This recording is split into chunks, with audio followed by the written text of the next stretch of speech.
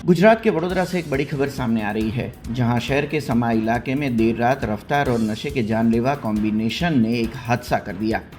मिली जानकारी के मुताबिक एक i20 कार चालक शराब के नशे में धुत होकर सड़कों पर मौत बनकर दौड़ रहा था। चश्मदीदों का कहना है कि कार की रफ्तार इतनी तेज थी कि ड्राइवर का उस पर कोई नियंत्रण ही नहीं था।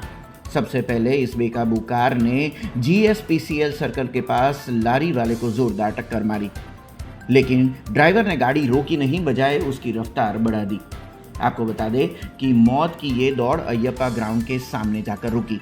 दरअसल इलाके में गटर लाइन का काम चल रहा था, उसी वजह से अस्थायी डिवाइडर बनाए गए थे। नशे में धुत इस चालक ने उन डिवाइडर को इतनी तेजी से टक्कर मारी कि वो टूट गया और कार सीधी मिट्टी के ढेर पर जाकर चढ़ गई।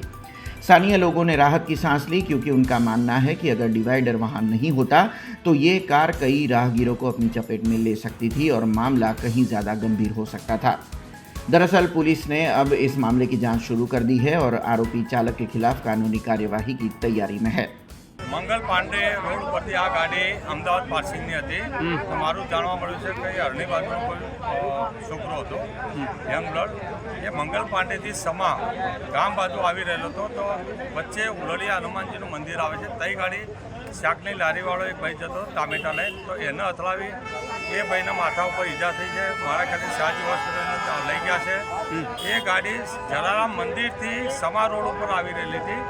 અહીં અમારી કામગીરી કોર્પોરેશનની ચાલી રહેલી હતી, પણ બેરિકેડ કરેલું તો બી કે 100-120ની સ્પીડ ઉપરથી એના સ્ટેજ ઉપરથી કાબુ ગુમાવ્યો, ગમે તે હોય એ બેરિકેડ તોડી આપ જોઈ શકો ગાડી બેરિકેડ સાથે એટલો મોટો જમ્પ માર્યો છે। જમ્પ મારીને જે માટીનો ઢગલો છે એના ઉપર જે ફસાઈ ગયેલી છે।